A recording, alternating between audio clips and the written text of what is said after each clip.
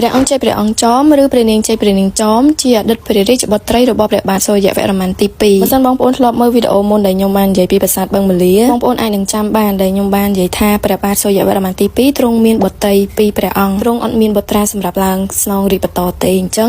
មានតែព្រះបាទធរណិន្ទ្រវរ្ម័នទី2ដែលជាប្អូនជីដូនមួយរបស់ព្រះអង្គស្នងរាជបន្តពីព្រះអង្គអញ្ចឹងថ្ងៃនេះខ្ញុំនឹងនិយាយពីប្រវត្តិត្រួសអំពីព្រះនាងចៃព្រះនាងចោមដែលបងប្អូនប្រជាជនខ្មែរគ្រប់រូបតែងតែគោរពប្រតិបត្តិនិងមានជំនឿទៅលើបារមីរបស់ព្រះនាងទាំងពីរព្រះអង្គជាពិសេសព្រះនាងទាំងពីរក៏ជាទីពឹងបុណ្យបារមីរបស់ដាបឈួនមកចូលពេជ្រដែលជាអតីតស្ដេចត្រាញ់ក្រុងសៀមរាបទ្រង់តែងតែឲ្យប្រភ្នូដឹងហេតុមុនពេលកាត់ឡើងនៅអន្តរាយណាមួយព្រះនាងចៃព្រះនាងចោមជាអតីតព្រះរាជបុត្រីរបស់ព្រះបាទសូរ្យវរ្ម័នទី2ដែលជាស្ថាបនិកកសាងប្រាសាទអង្គរវត្តគេជឿថាព្រះអង្គចៃព្រះអង្គចោមគឺទ្រង់មានភាពសុចរិតទៀងត្រង់ទន់ភ្លន់និងប្រកបដោយក្តីមេត្តាករុណាយ៉ាងខ្ពង់ខ្ពស់ហើយព្រះអង្គទាំងពីរតែងតែអាណិតអាសូរនិងធ្វើបុណ្យដាក់ទានដល់ប្រជានុរាស្ត្រដែលត្រូវការព្រះនាងទាំងពីរជួយពិសេសជាងនេះទៅទៀតព្រះនាងទាំងពីរបានអប់រំអ្នកទោសទាំងឡាយឲ្យដើរតាមគន្លងទូមានរបស់ព្រះពុទ្ធសាសនានិងបានដោះលែងពួកគេឲ្យមានសេរីភាពព្រះនាងទាំងពីរព្រះអង្គគឺជាអ្នកដែលគោរពប្រតិបត្តិព្រះពុទ្ធសាសនាយ៉ាងខ្ជាប់ខ្ជួនហើយប្រជានុរាស្ត្រទូទាំង